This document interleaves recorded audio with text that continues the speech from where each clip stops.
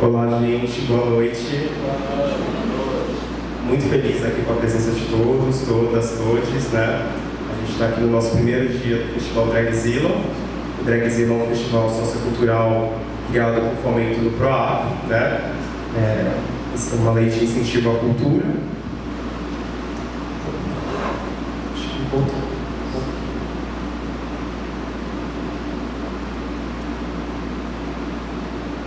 E está sendo realizado pelo Coletivo Marcha, né? E só agradecer aí ao Unimonte, que se deu esse espaço aí pra gente. A universidade da qual me formei, né? Tem uma memória afetiva muito grande com o Unimonte. Estou muito feliz aqui de estar aqui hoje, com essas pessoas que eu admiro, que fazem parte da minha trajetória. E eu acho que a gente já pode se apresentar um pouquinho. Esse negócio não está ajudando muito, mas a gente...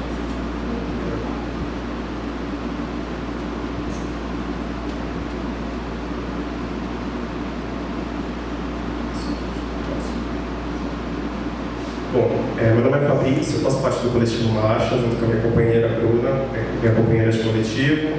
Sou bacharel em comunicação social aqui no Unimonte, sou produtor cultural, artista visual, né? E o Marcha é um coletivo LGBT com uma proposta interseccional, né? Analisando aí pessoas LGBT sobre um prisma de diversos marcadores sociais, né? Classe, raça, gênero, né? E é um coletivo que sempre se propôs também a estudar e analisar a memória e história da nossa comunidade LGBT com foco aqui no nosso país, né? Vou passar aqui para minha amiga Bruna. Boa noite. Eu sou a Bruna Mício, faço parte do Coletivo Marcha. Eu sou professora da rede pública de Praia Grande.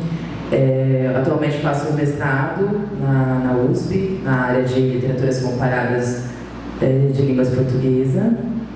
E faço parte do coletivo, né, como o Fabrício comentou aqui. E hoje eu venho participar dessa palestra, falar um pouquinho sobre a questão da interseccionalidade na saúde LGBTQIAP+.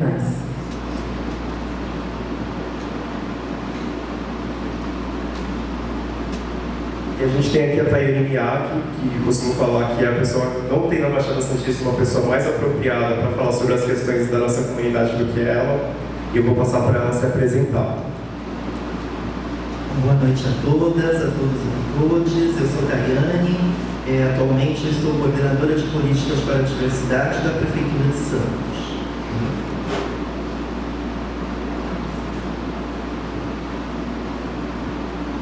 A gente está aqui com o coletivo Donas da Rua, com a Priscila. Gente, boa noite a todos e todas. Eu sou a Priscila Coutinho, sou fundadora e idealizadora da Associação Donas da Rua, que é a primeira associação na garantia de direitos e redução de danos voltada à comunidade LGBTQIA+. Tudo começou no Morro São Bento e hoje está assim espalhado por toda a Baixada Santista. Foi um coletivo e hoje uma associação que faz um ano em 4 meses passados. Sou estudante de serviço social no Unifesp e educadora social nas comunidades das palafitas e em toda a comunidade do mundo.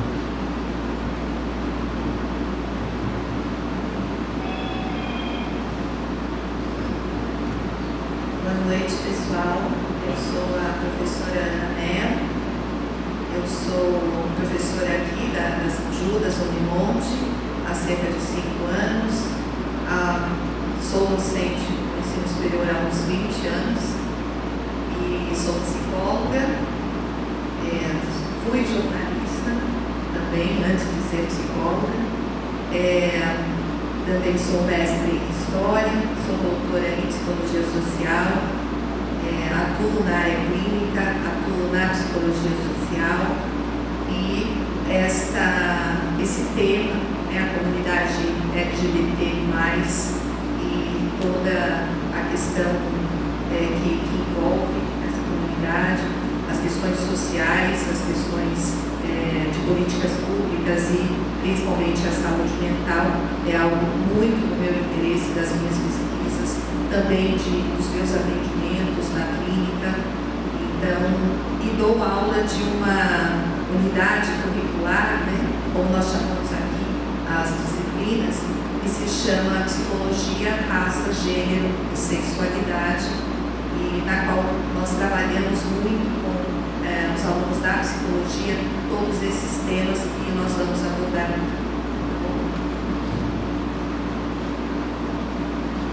E muito feliz de ter a professora, a doutora Ana Mello. A gente já mantém contato desde 2019, né, professora? A gente ia organizar um evento, mas aí chegou a Covid, né? E a gente teve que protelar esses planos, né? Mas, né, sincronicidade, né? Estamos aqui todos juntos, né? E eu acho que a gente pode começar para o próximo tópico.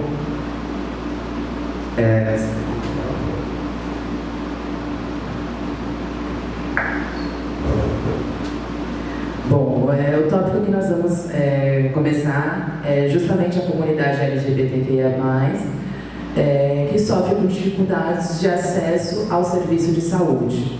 Então, nós vamos introduzir esse tema. É uma pesquisa que foi realizada na USP, pela Faculdade de Medicina, trouxe alguns dados importantes que nós vamos compartilhar com vocês.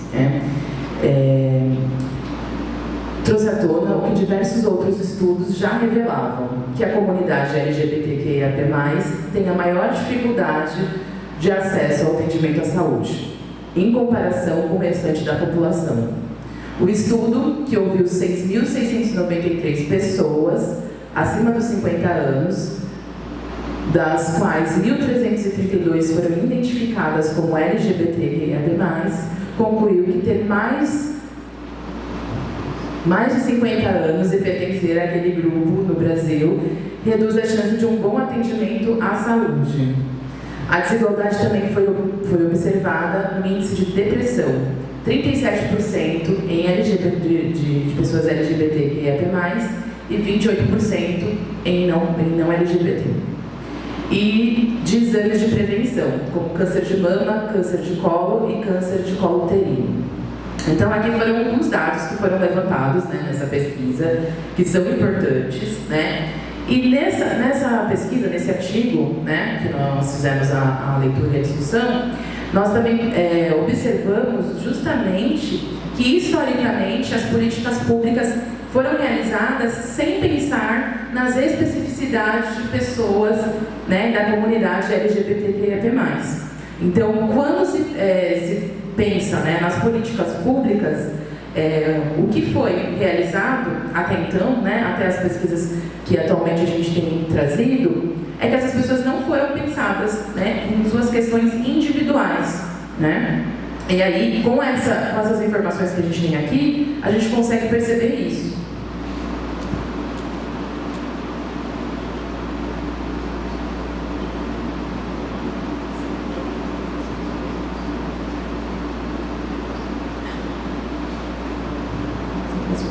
Bom, outra coisa também, que é o que a gente vai trazer, da questão da interseccionalidade. Nessa pesquisa, vai falar justamente de alguns problemas que vão surgir, Não só, então, a pesquisa traz alguns depoimentos. Por exemplo, tem um depoimento de uma mulher trans que tem uma deficiência visual, e que aí ela fala como ela é tratada, nos hospitais, nas UBS, enfim. Quais são as questões? Entram aí questões de capacitismo, acha que ela precisa de acompanhante para poder passar por um tratamento, e questões também em relação à questão trans. Então, ela vai passar tanto pelo capacitismo, quanto com a questão de gênero e sexualidade também. E isso que vai mostrar lá. Vai ter a questão lésbica, que é algo que, assim, eu vivencio, eu sou uma mulher lésbica, e são alguns tratamentos, esses tratamentos aqui, exames de prevenção, por exemplo, e outros tipos de exames que ginecologistas não passam pra gente, e mesmo a gente cobrando, elas dizem que não tem necessidade, Então, assim, são questões que vão aparecer justamente dentro de cada especificidade da comunidade LGBT. Então, essa é uma das questões importantes. Nós vamos falar também da Política Nacional de Saúde Integral de lésbicas, gays, bissexuais, travestis e transexuais, que é uma política que foi realizada Então tem um documento, são 36 páginas explicando quais eram os objetivos, qual o contexto histórico que passou-se a pensar sobre isso. Quem que passou a pensar sobre isso? Nós, os coletivos, os grupos que estavam ali, né? Não começou a partir da política nacional, começou a partir dos coletivos, dos grupos sociais, que começaram a pensar sobre essas questões que não estavam sendo contempladas na saúde, na área da saúde, nem nas outras áreas também, né? Bom, vamos falar um pouquinho de interseccionalidade e depois a gente complementa. A Bru comentou da questão de você ser um LGBT perpassado por outras questões, e muitas das vezes a saúde pública ela não está preparada para estar recebendo, né, essas demandas, né? Mesmo com a política e as diretrizes, né, que foi instituída em 2011, eu acho que, se eu não me engano, no governo Dilma ou Lula, né, a gente ainda carece ainda de um preparo, né? Melhorou. Existe um trabalho que vem sendo feito pelos coletivos, por pessoas que ocupam o poder institucional, né, justamente para reverter esse quadro, né? Mas a comunidade LGBT, ela é uma comunidade complexa, porque ela é policlassista, tem pessoas de diversas classes sociais na comunidade LGBT e multirracial, né? Então, assim, quando a gente fala de interseccionalidade, a gente fala de um cruzamento de dados, cruzamento de fatores, né? Porque a história de vida de uma pessoa LGBT, pobre, trabalhadora, da classe trabalhadora, que mora num bairro de periferia, é diferente, por exemplo, de um LGBT de classe média alta. Então, essas questões impactam ainda mais a vida de uma pessoa e deve ser levada em consideração, né? A interseccionalidade é uma ferramenta teórica, metodológica, que visa fazer esse estudo, né, da pessoa nesse cruzamento de fatores, né? E ela não foi feita assim para gerar uma competição, né, uma Olimpíada da opressão, mas na verdade ela é uma política, né, ela é um método de estudo para poder criar políticas públicas, né, para se entender, bom, a gente tem uma população LGBT, né, por exemplo, vou falar aqui digamos, entre aspas, do meu lugar de fala, né, sou um LGBT. Tem estudos, por exemplo, da Fiocruz, né, que está ali sobre a delegação do SUS, que LGBTs negros, homens gays negros sofrem mais violências que homens gays brancos, né? E isso de maneira nenhuma é fazer a Olimpíada da opressão, mas são dados que são utilizados para se criar políticas públicas, né? Então a gente tem aqui uma frase da Carla Cotirene, né, uma teórica que a gente tem muito apreço, uma teórica baiana, né, uma das grandes vozes aqui sobre a interseccionalidade aqui no Brasil, né? E ela fala que é um estudo, né, que estuda o sujeito, né, nesse emaranhado, né, de marcadores sociais, né?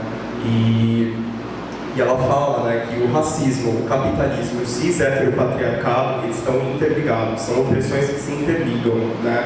E a gente até nos nossos estudos, no Marcha, né, nas nossas pesquisas, que a gente é muito focado também aqui com a história e memória do LGBT nacional, a gente consegue levantar dados, a partir de alguns estudos, que até a comunidade negra e a comunidade LGBT, elas são historicamente ligadas, né, e se fortalecem mutuamente aqui no nosso país, né? Não à toa que a gente tem o Pajubá, né, que é o nosso dialeto, ele veio das populações de terreiro, né, e veio do dialeto Nagô, né? Então são duas comunidades que estão de alguma forma interligadas, né? E isso é um olhar interseccional trazendo para esses sujeitos.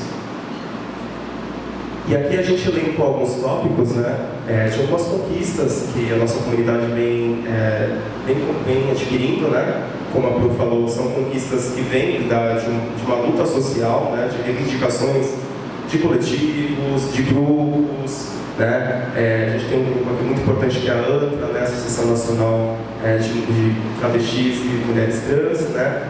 E aí eu ia passar até para trás, se você quer falar agora, prefere estar... Perfeito. A gente elencou aqui algumas conquistas, né? Como, por exemplo, a transexualidade ter saído da categoria de transtornos mentais, né, da OMS. Né? A gente ter política de cotas para a comunidade LGBTQIA+, universidades privadas e públicas, ainda é muito pequeno, né? Comparado ao que a gente busca de fato, né? Não são todas as universidades, né? Inclusive essas universidades, elas precisam se instrumentalizar melhor para reconhecer de fato quem são essas pessoas e quem deve estar usufruindo dessas políticas, né? A gente recentemente tem recebido várias notícias, né, de pessoas que fraudam essas políticas públicas, né? E isso de maneira nenhuma é querer negar a possibilidade de diversas identidades, mas a gente precisa ter muito bem demarcado o que é uma mulher trans, o que é uma travesti, o que é um homem gay, né? Para a gente poder realmente colocar pessoas que precisam dessas políticas nesses lugares, né? A gente também teve um avanço também na questão da doação de sangue, né? Eu não sei a faixa etária de todos aqui, mas há muito pouco tempo atrás, assim, se você se assumisse LGBT na hora de você doar sangue, né, nas entrevistas, você não doava. Isso aconteceu comigo e nunca mais fui doar sangue. Eu me senti humilhado, estava eu, uma amiga minha, a Sueli, e aí eu fiquei assim, né, tipo, gente, todo mundo comendo lanchinho, eu falei, como eu não consegui doar sangue? Ninguém falou por quê, né? A minha amiga falou, nossa, mas você foi gay, você devia ter falado. Eu falei, não, eu sou gay mesmo, assumido, orgulhoso, vou falar. E fiquei sem doar sangue. E isso tem mudado, né? E também os avanços na área da HIV/AIDS e ISTs, modificações no protocolo de prevenção. Eu não vou me estender nessa parte, porque eu acho que a Thay é a pessoa mais apropriada para estar trazendo essas questões. A Pri também, né, que também é agente de prevenção. E eu acho que a gente pode passar para o próximo slide.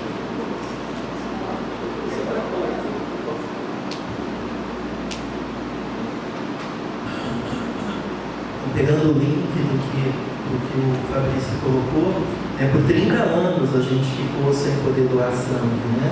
Todas as vezes que você ia doar sangue, que você respondia aquele questionário que é de praxe, quando apontava ali que você faz sexo com outro homem, ou que você, nós transexuais que já trazemos o nosso corpo, né? Você não precisa dar um nome, você já traz o corpo como um corpo político. A gente já era barrado, né? E a partir agora de 2022, se eu não me engano, foi que mudou isso.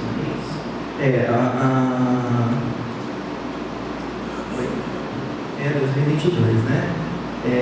E aí, pegando o link das ISTs, né? A gente avançou bastante, né? Hoje os remédios eles estão mais simplificados, não é mais aquela coquetel de remédio que as pessoas tomavam, né, de comprimidos. Hoje está muito simplificado. Hoje a gente tem a PEP e a PrEP, não sei se todo mundo sabe do que se trata. A PEP é a profilaxia pós-exposição, quando você no ato sexual, ou também quando você é acometido por um instrumento pérfuro cortante, né? Você tem 72 horas para fazer uma profilaxia, uma medicação, né? Dentro dessas 72 horas você faz, a partir daí você vai tomar um comprimido que é o comprimido antirretroviral por 28 dias, né? Porque existe uma janela imunológica. Já ouviram falar na janela imunológica? A janela imunológica é também quando você se expõe ao sexo, né? O preservativo rompeu ou não usou o preservativo, né? E aí a gente tem essa janela de 30 dias. As pessoas acham que eu transei ontem, o preservativo estourou, hoje eu faço o exame, vai dar positivo. Não, né? Existe uma janela. O exame que eu fizer hoje, ele é de 30 dias atrás, né? E assim subsequente, né? Então a gente chama isso de janela imunológica. E a PrEP é uma profilaxia pré-exposição. Ele é um anti-HIV, né? Como se fosse um anticoncepcional. Você vai tomar por 30 dias, né? E aí você não está exposto ao HIV.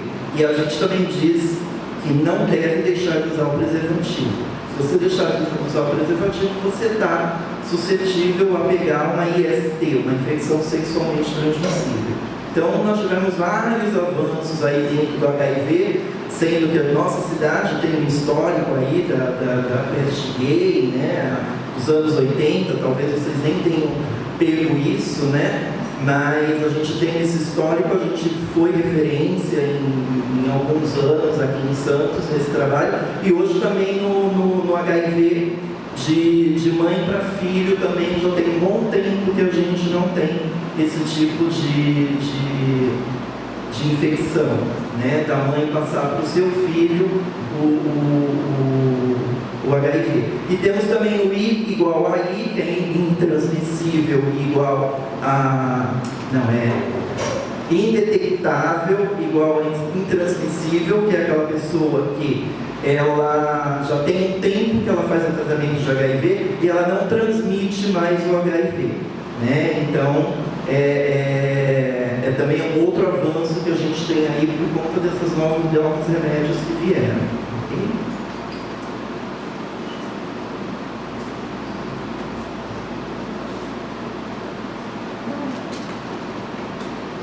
E eu vou passar aqui para a Pri, para ela também fazer as pontuações dela em relação à prevenção. Pri, você também é agente de prevenção, né? Eu sou reitora de danos e atuante. Então, se falo de HIV/AIDS e todas as ESTs, eu faço uma combinação lógica com o uso de drogas. Não sei se todos conhecem, hoje a gente está assim, sendo assim, invadido com o X-Sex, que é o sexo químico. Então, existem grupos de pessoas que usam drogas e passam dias, semanas dentro de um local transando assim, liberadamente, sem nenhuma proteção. Então, assim, eu faço parte de uma equipe de redução de danos lá em São Paulo e a gente atua em contexto de festa. E, assim, muitas meninas estão engravidando, acho que tendo o primeiro contato com sífilis, hepatite, também com o HIV, e muitas das vezes não é por falta de orientação, porque desde quando está no colégio, logo no início, na quinta série, para frente, já começa a se falar sobre isso. Antigamente era muito difícil tocar nesse assunto, mas hoje é algo que a gente conversa muito, desde crianças. Eu faço um trabalho de orientação nas escolas do povo, falando sobre prevenção, também com crianças, porque não pode, e também com as adolescentes, sempre que faço roda de conversa com sexo, droga e rock'n'roll, porque na zona do Noroeste, toda ali, a comunidade dos novos, sabe que tem os famosos bailão da quebrada, né, o baile frente da quebrada, e isso é muito comum as meninas de 12, 13 anos já começarem a ter uma vida sexual ativa sem proteção. Também não é por falta de orientação, porque tenho certeza que elas são orientadas, mas quando pega bate-papo transparente com a redução de danos, com a redutora de danos, que é diferente ser redutora de danos de agente de prevenção. Tem uma diferença. O agente de prevenção ele está ligado diretamente ao HIV/AIDS e STs. Tem contato com usuários de substâncias? Sim, sempre. Só que a redução de danos ela tem uma pegada diferente, porque ela traz o protagonista para dentro daquela história. Então, a gente parte do lema primo non nocere. Primeiro, não cause danos, porque essas pessoas já estão danificadas. Elas já chegam danificadas, elas já chegam com rachadura, ou seja, de afeto familiar, seja de problemas de relacionamento, seja a falta de um emprego, até mesmo a falta de conselho entre pai e mãe, aquela conversa com o pai e mãe, que hoje em dia assim, passa a ser muito digital, né? Hoje nós estamos na época de tudo ser digital, tudo online, e muitas das vezes essas conversas desses pais com essas crianças, com esses adolescentes, também se faz online. Então, assim, não tem que contar. Então, a redução de danos ela vem trazendo essas pessoas e vem colando esse quebra-cabeça de ser quebrado. E mesmo estamos em 2024, ainda temos muito legal para alcançar, temos de caminho para o futuro. Porque, assim, cada dia que passa, a quantia de pessoas que estão se contaminando e não estão sabendo, ela vai aumentando. A gente vai conseguir saber disso e ter essa estatística lá na frente.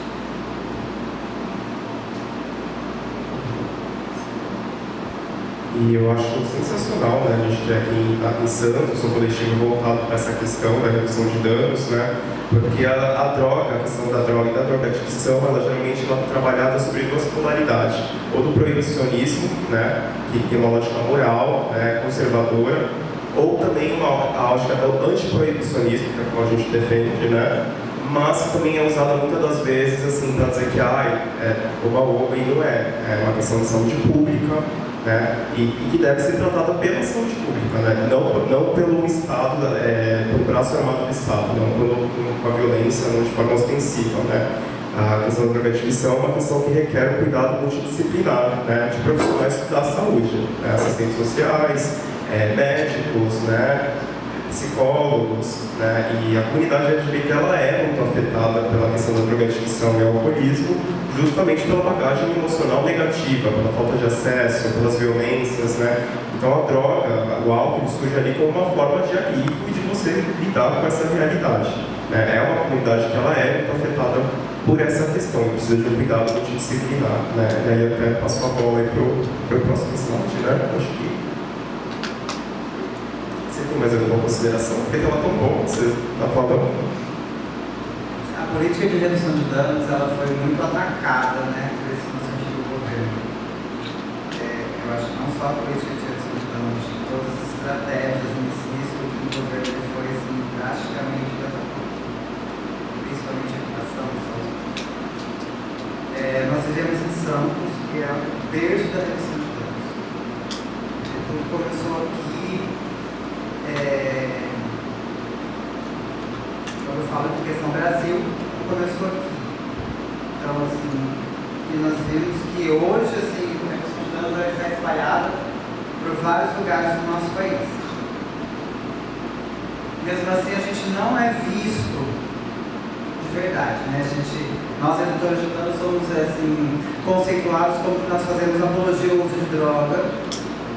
A gente passa a mão na cabeça de vagabundo, né? Eu gosto muito de ser transparente. Então são pessoas alienadas que falam isso, que não sabem o que falam. A redução de danos ela parte também assim, de um tema nada sobre nós, sem nós. Então não tem como pensar em política de drogas, não tem como pensar em estratégias de cuidado se eu não estiver diretamente envolvida nesse assunto. Como que eu vou falar de estratégias de crack se eu não usei? Como que eu vou falar de estratégias para maconha se eu não usei? Como que eu vou falar de estratégias de redução de danos para um diabético sendo que eu não sou diabético? Como que eu vou falar de estratégias de redução de danos para profissionais do sexo se eu só sei teoricamente o que é ser uma profissão do sexo, sem ter esse contato, sem conhecer o território, sem conhecer o que a pessoa sente? Então, assim, a redução de danos, ela traz. Eu trabalho com a população em situação de rua. A minha associação, quando eu idealizei ela, eu idealizei já pensando nas pessoas trans, travestis, toda a comunidade LGBT que vive na situação de calçado, porque quem nunca não usou nenhuma substância, né? Se hoje eu pergunto aqui, quem é usuário de droga? Alguém levanta a mão, eu vou falar mentira. Porque a partir do momento que você acorda, você toma seu café da manhã, você está se drogando. A partir do momento que você abre uma lata de Coca-Cola e vai tomar sua Coca-Cola, você está se drogando. A partir do momento que você acorda, aquela dorzinha de cabeça, toma o seu Trofex, com seus 40 pontos de dipirona, você está se drogando. Tanto é que quando você vai e passa por um profissional médico e sai uma para receita, você vai na drogaria, então você vai comprar drogas lícitas. Existem drogas lícitas e drogas ilícitas. Não deixa de ser droga. O peso é um só, é droga.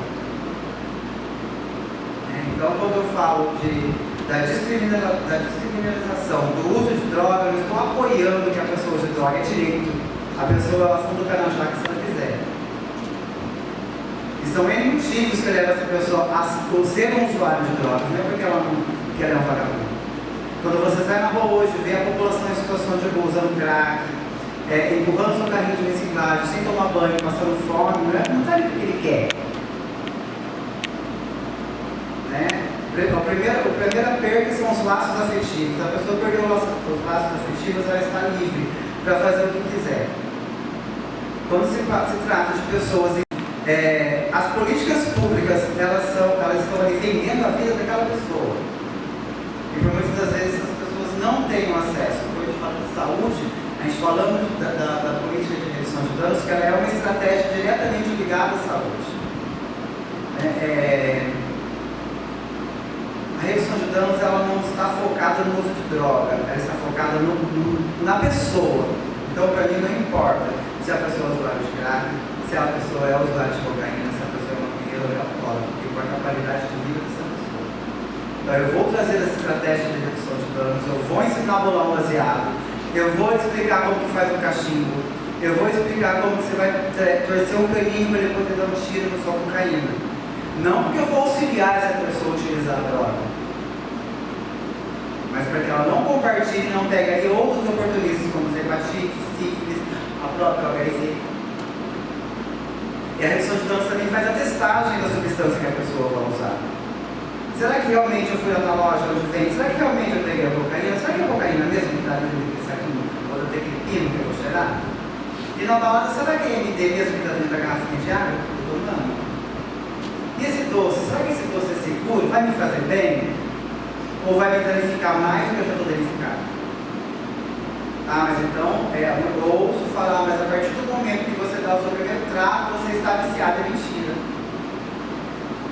É mentira, porque ser um usuário, ser viciado, ou ter abstinência tem fases. Então, a psicologia explica muito bem isso, essas fases. E algumas pessoas seguem essas fases na sequência, algumas pulam de repente, está lá na última fase, volta lá no começo novamente. Então, assim, a redução de danos não tem uma receita pronta. Ela não é como você chega no médico e fala, estou com dor no estômago, ele vai ver que você está lá com uma úlcera. Então, você vai tomar isso, e vamos te tratar. A redução de danos não tem receita pronta. E não é falando não que a gente vai conseguir alguma coisa. Não é colocando a pessoa em manicômios que eu vou resolver alguma coisa. A comunidade terapêutica nunca resolveu a vida de ninguém e não vai resolver. Por isso eu digo não à comunidade terapêutica, eu sou anti-manicomialista e defendo o cuidado e a liberdade. Isso é redução de danos.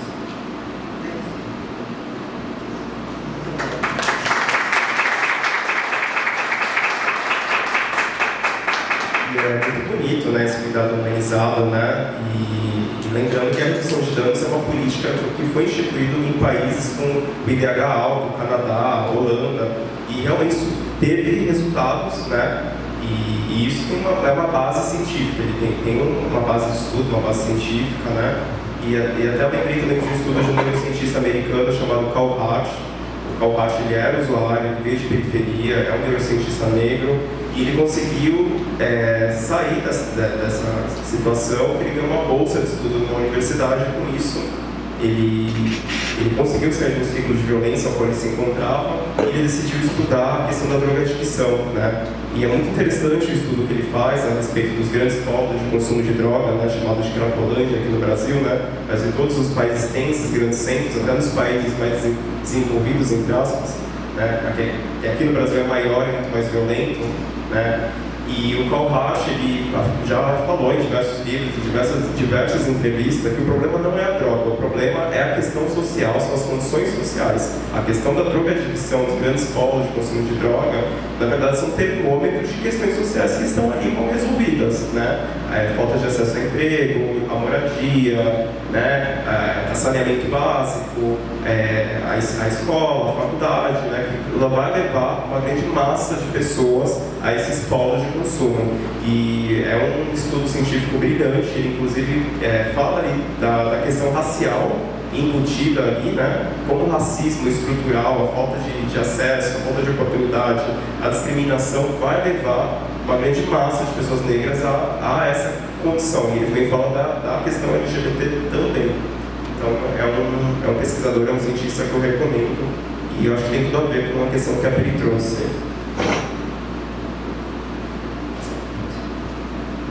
E aí eu vou passar agora para a professora Ana. Falou-se bastante em vários aspectos que a psicologia se interessa, né? A psicologia poderia tratar todas essas questões. Eu acho que é muito importante a gente pensar nesse momento que aqui agora nessa proposta, né, de se falar sobre temas que são tabus, né? Isso que a Pi trouxe aqui é super difícil discutir, né? Há uma complexidade nessa discussão, né, sobre essa liberdade, né, a escolha, ou que as pessoas possam fazer, né, o uso de substâncias ou o uso abusivo, enfim. Por outro lado, também é um tabu falar também da questão da sexualidade, a questão de gênero, a questão de orientação. Então,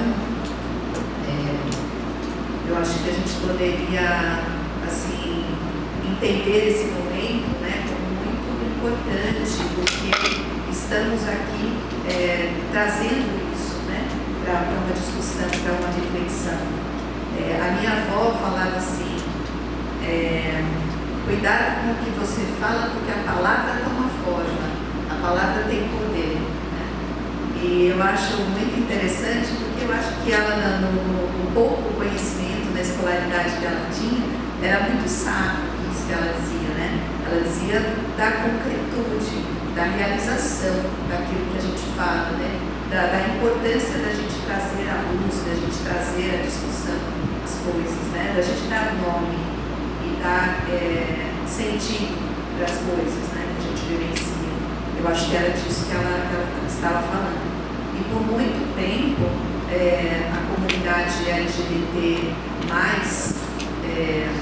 ou QIAP+, como eu costumo falar, por muito tempo estivemos invisibilizados, né?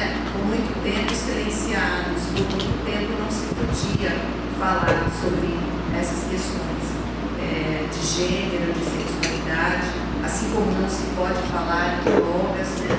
Também é um tabu. E é muito importante entender que há essa luta, né? Que há muitos avanços e muitas conquistas, como vocês estão colocando aqui, e estamos falando sobre isso, né? Falar talvez possa trazer muitos avanços, né? Muito progresso nessa questão. Mas também falar traz movimentos